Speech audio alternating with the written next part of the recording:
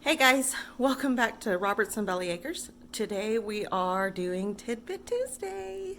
Today we are going to be back in the kitchen again, and if you remember, it's supposed to be our guidelines, I guess, for Tidbit Tuesday is inexpensive and easy. Because let's face it, those of us that have adult children know that if it is not easy, they're probably not going to do it, not for themselves, you know. As moms, our biggest fear is that our kids are going to go hungry, right? We know that they're out on their own and they're being grown ups and we're proud of them. But at the same time, I know I think about it a lot.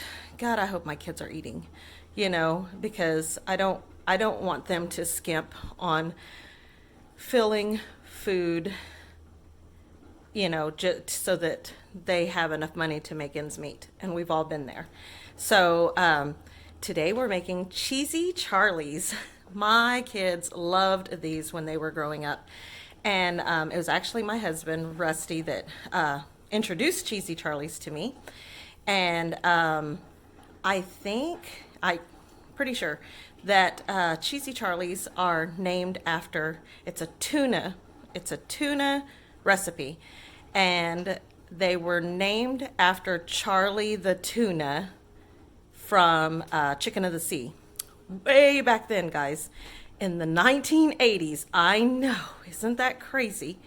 There were these series of commercials for Chicken of the Sea tuna, and they had this little mascot on there. It was a cartoon type commercial, animated commercial, and the little tuna's name was Charlie. And so you can get on YouTube and actually look up Charlie the tuna commercials and see them. But that was, I think it was early 80s when that series came out. So if we want to be real honest, I didn't even remember those commercials. Rusty had to show me because he's a little bit older than me. But we're not going to tell him we're putting this part in the video. Okay, let's look at the ingredients. I did not buy Chicken of the Sea. I bought Great Value because I'm trying to show you that you can use store brand products and it's going to come out good and it's going to taste good. So Great Value is a little bit less, a little bit more economical, I guess, than Chicken of the Sea. So we went with Great Value, and I think we paid $2 for 4. But Right at $2. yeah, okay. So we're at Tulsa Walmart. So you go with tuna, and to make your tuna salad, you need some mayo. And I know I said we're not buying store-bought mayo anymore, but again, this is Tidbit Tuesday, so easy and quick, right? Next is eggs. We actually use farm fresh eggs, even though this says farm fresh. It's just a prop, guys, because we have farm fresh eggs. But again, if you're going to buy them, you can get Clover Valley eggs at the dollar store, fairly cheap, or you can get them at any grocery store. And eggs are usually pretty inexpensive. And then for your tuna salad, you need pickles. Now, you can buy sliced pickles and chop them up. You can usually get sliced pickles a lot cheaper. So I put these out here because sliced pickles. I'm actually going to use whole pickles and chop them up myself because I really like chunky, crunchy tuna salad. So it's really preference. Actually, if you want to go even easier, but it's not quite the cheapest route, you can buy dill relish and just dump a jar of dill relish in there. That's easy. It costs, you don't get as much bang for your buck. I mean, you're probably going to pay $1.50, $2 for a little jar of dill relish. So, I mean, it's still inexpensive. You're just not going to get as much bang for your buck. With this, you can chop up your pickles, your sliced pickles for the tuna salad, and still have sliced pickles left over for your hamburgers or your sandwiches or whatever. So I would go this route if you are trying to stay on a budget, okay, because you're going to get more bang for your buck. Okay, so that's what you need for the tuna salad, or that's what I put in my tuna salad. You can also add onions if you like onions. If you like the onion flavor, but you don't want the onion crunch, because a lot of times people will say, I don't like onion. I've heard that a lot. I don't like onion. I have cooked with onion my entire life, you know, my entire adult life. My kids have always eaten anything I cook. Some of the most picky people that come to our house will eat and not realize they're eating onion. What I've realized is it's not that people don't like the flavor of onion a lot of the times. It's that they don't like the texture of onion. It's such a big crunch that it almost seems like it's intrusive really in your mouth. You eat it and it's just like there's just too much of a crunch. So if you like the onion flavor in your tuna but you don't want that big crunch, just buy some onion powder and put, you know, just a little bit of onion powder, because it doesn't take much. So just kind of sprinkle that in there and you still get the onion flavor. You just don't have to worry about those big chunks of tuna you know, floating around in there. So okay, well then let's go with the next 2 ingredients. That's all it is, 2 more ingredients, guys. Hold on. So you want to buy a fresh loaf of French bread, and you can buy this at Walmart for $1. And if you're lucky and you're really on a budget, Walmart always has a day-old bread rack. Go check that out. Sometimes you can get these for like 50 cents or, you know, a little less. So just make sure you check for mold, right? And then you need cheese. I always buy the big bags of cheese. You don't have to buy the big bags of cheese. You know, if you're on a budget, buy the smaller bags of cheese. I buy the big bags of cheese. Again, more bang for my buck. We are always cooking. So I don't want to have to run to the store every time. So recap: tuna, mayo, pickles, eggs, bread, cheese. That's it. That is it. Okay? Pretty cheap, cheap, cheap. Okay, so my eggs are boiling. Rule of thumb for me, I don't know how boiling eggs became such a controversy. How do you boil eggs? But if you get on the internet and you look up how to boil the perfect egg, you are going to find 9 different stinking methods, and everybody gets upset about it. It's the craziest thing. Like, no, my way is right. I don't know what's right. Just do what works for you. I'm not that particular about how I boil my eggs. I mean, maybe I'm just not up with the times, but this is how I boil eggs. So you can take these tips, or you can look on the internet and choose any of the million different ways to boil eggs on there. So the way I boil eggs is, once they start boiling, I set my timer for 10 minutes and I let them boil for a solid 10 minutes. Okay, so they've been boiling. See, the water is still boiling. 10 minutes straight from the boiling water into an ice bath. Okay?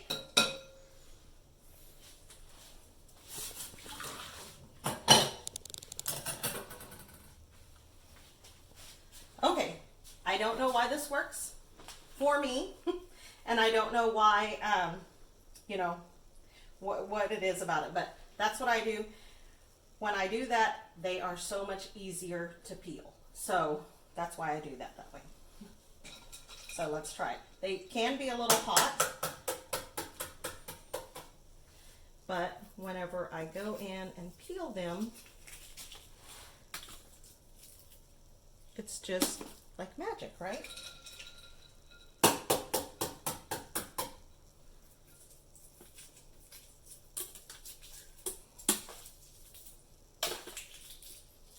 Voila. Okay, so I already have my tuna drained. Gonna dump this in. This is just a basic tuna salad that we're making. There are a million variations how to make tuna salad. Okay, so tuna is in the bowl. Like I said before, I like crunchy, big chunks of stuff in my tuna salad. So I took one whole pickle and diced it up. So, and I probably won't even use all of that. We'll just have to kind of see what it looks like. Okay, so then we're going to take our eggs that are already hard boiled, and that are hard boiled and already diced up. Okay, I'm gonna mix all of that together.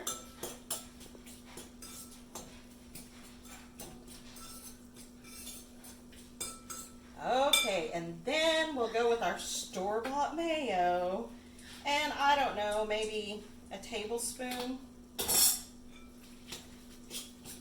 I mean, you kind of eyeball this. If whatever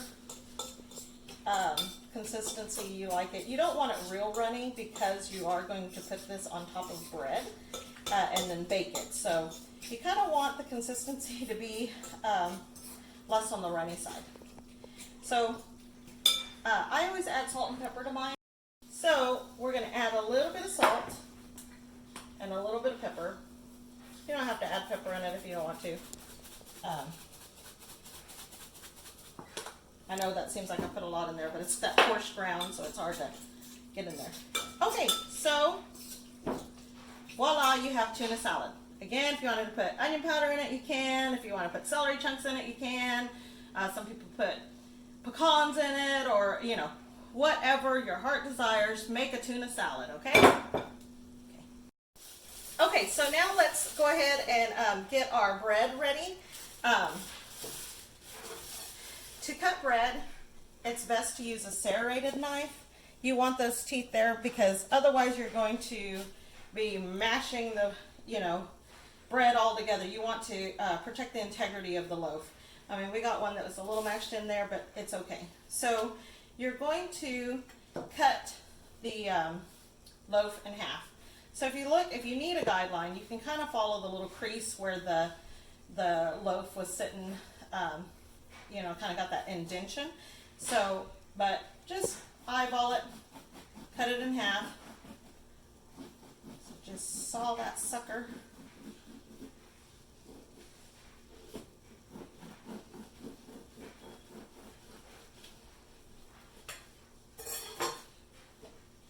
It's not perfect, but it's okay. So the cool thing about adding the bread, it's not low carb friendly, it's not keto friendly, it's not anything like that. But I'm thinking about my kids and I'm thinking about them being hungry, and I don't want them to be hungry. So this is going to be filling, okay? Let me see. Let's put one on this baking sheet because it's that pan is not big enough. And obviously, I probably should have made more tuna, but we're also talking about feeding one person, one or two people, versus feeding a whole family. So I used to make 2 of these, cut it in half, make 2, because I was feeding a family of 5.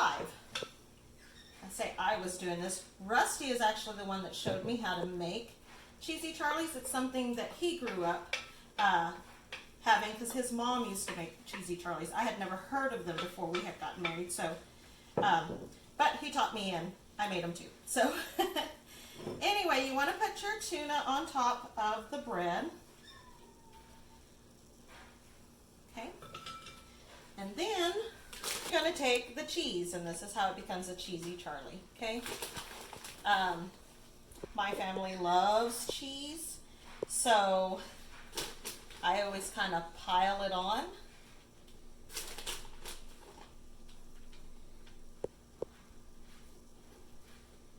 You can clean up the cheese on the sides that kind of fall off so that they don't burn. Okay, so now we're going to pop this in the oven for, I have the oven set at 400 degrees, and we're going to put it in there. We'll check it at 5 minutes and see where it's at. Honestly, all you're doing is heating the tuna salad and melting the cheese. So let's pop it in the oven and see what happens. Okay, if you're doing this recipe for 1 or 2 people, now you have this whole other, slice of bread. The opportunities are endless for this slice of bread. You can just slice it up and eat it as bread on the side of any meal. Or what I'm probably going to do with this one is I'll get some eggs and sausage and cheese and, probably throw a canned soup in that and mix it all up and make a good casserole, like a casserole filling of eggs, and throw it on top and put some cheese on it, and there you go. You have brunch that would actually feed several people. But anyway, opportunities are endless. You do want to take this and either saran wrap it or put it in plastic right away if you're not going to use it right away, because you've sliced it open and this is going to become dry.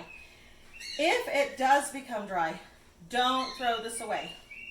At that point, just cube it up, put a little bit of Italian seasoning on it, some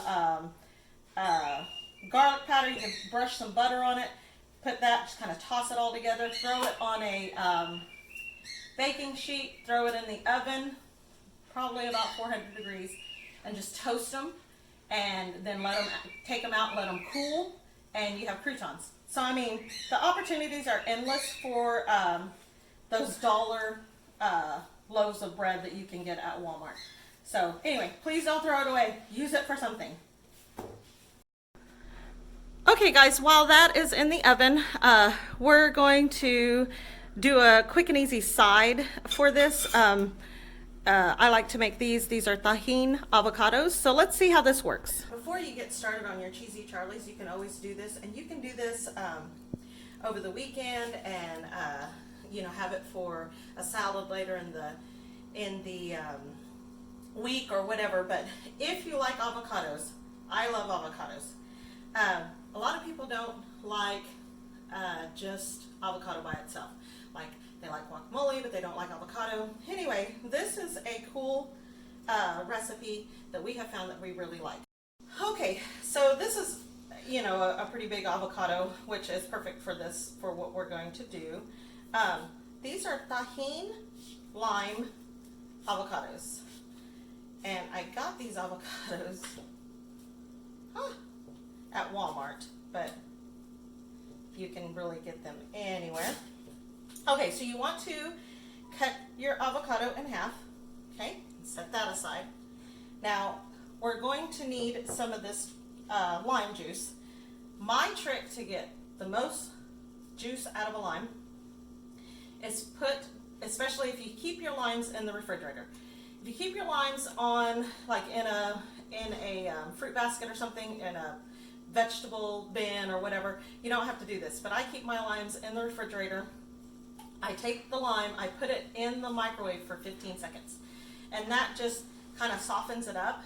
And you want it soft, so then that way when you roll it like this, you're breaking those membranes in there, and that's causing it to really get a lot of juice. Okay, so I'm only doing 1 avocado here, so I'm going to do half of a lime, but you can make a lot of these. Okay, so cut my lime, then I'm just going to kind of poke little holes. Avocados, they absorb. I never store avocados in the refrigerator because it's almost like baking soda. They like absorb everything around it. So I never put them in there until I do this. Okay, so we have our lime. We're going to squeeze some lime. See, look at all that juice coming out of there. I have a lime squeezer as well, and you can squeeze the lime out and get the juice and then pour it over, but this works good too. So, I mean, I really like a lot of lime, okay? So, just gonna kind of do this, so then that way the lime kind of finds its way back in, okay? Okay, what I forgot to say earlier is you want to save the pit, and I threw the pit away on the last one, so I just cut open another one and got us up to speed. So here's the pit. I'm setting it aside. Okay. So now we're up to speed. Now you're going to take your Tajin. You can get Tajin at any restaurant, any grocery store. You can also get it at Walmart, and I don't know where it's at actually. Couldn't tell you exactly where it's at Walmart. I got this one at one of our local grocery co-ops, and they keep it in with the fruits. Anyway, so Tajin. What Tajin is it's going to be like chili powder and lime and salt. So you're not going to need salt on this because this is already salty. Okay, so just open this, sprinkle it on, and it just depends on how much you like Tajin. We use Tajin on a lot of things. You can use it on, there's sometimes I'll use it on fruit. So like cut up fresh peaches in the summer, and I really like to take fresh peaches and fresh cucumbers in the summer, and you just peel them and dice them up and throw some Tajin on it. Oh my God, it's wonderful. Okay, after you get that done, you can see I put quite a bit on there because what you have to remember, I'm only putting it on the top. So we're going to, you want to be able to eat, mix all that in whenever you get ready to eat it. So put the pit back in, and then you're going to close it, and you see the lime juice kind of absorbed. It did spill out some, but when you're poking holes in that, don't poke it all the way through. Make sure you're not getting all the way through. Okay, so we get it like that, and then we take a rubber band to hold it together. And what that's going to do is that's going to hold everything nice together nicely, and then your avocado is not going to turn black as fast that way. So it kind of preserves that. Like I said earlier, avocados tend to absorb odors and stuff. So I don't like to just place it in the refrigerator. I put it in a plastic bag, and then I'm just going to stick this in the refrigerator, and I'm going to leave it in there until we're ready for it. Today I'm going to use it as a side for the Cheesy Charlies, but this is an awesome snack, especially if you're doing like a keto or a low carb diet. It's cool. You can throw it in your lunch bag when you're going to work, and then eat half of this as your snack. And the cool part is you have your own little bowl, right? So like you have it like this, and you can just eat it with a spoon right out of the bowl and throw your bowl away. And if you have a disposable spoon, you throw your spoon away. Hey, it's all clean. Okay, so our Cheesy Charlie is done. It's come out of the oven. It's hot. It looks so good. And we've taken our Tajin avocado out of the refrigerator, and see how all of that is just, the lime juice has turned that color, that deep red color like the Tajin. And look at that, it's just all soaked in. It's beautiful. Okay, so what we're going to do, we're going to serve some of this up, and then, ooh, that's a little hot. Okay, that'll be all right. Okay, so it depends. You can take a healthy portion or whatever, but I'm going to use my same serrated knife. It's toasted on the bottom. Put it in this plate. I don't know if you can see the side of that, but it's tuna and cheese, and it's wonderful.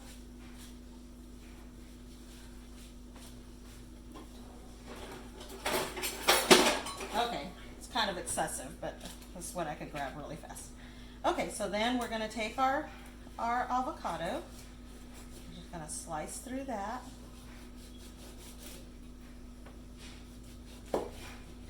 Okay.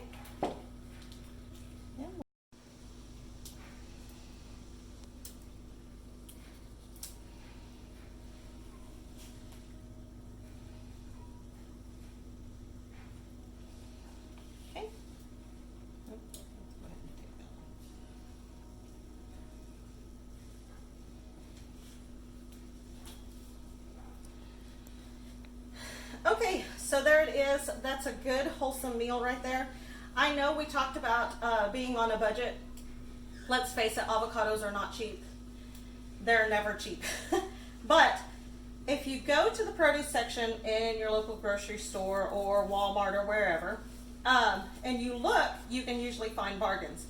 We found these big avocados. There were 3 in a bag. Let me show you real quick. There were 3 of these big avocados in a bag.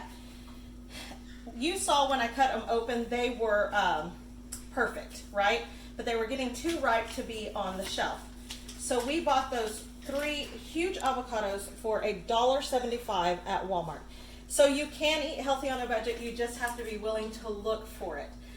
It's kind of like clothes shopping. When you walk in and you go to the clearance rack, you know you're going to have to dig for it, but you can get good bargains. So I'm really not going against my food on a budget because you can find deals like this. Okay, so let's try this. Hang on just a second. Okay, so we're going to try this, and Mom's here. She's going to try it too. Rusty, we're cutting your face off a little bit. That's what, you know, we have this really short island because my mom and I are obviously very, very short. And poor Rusty, he has to scrunch way down. Okay, so we're going to try this Cheesy Charlie.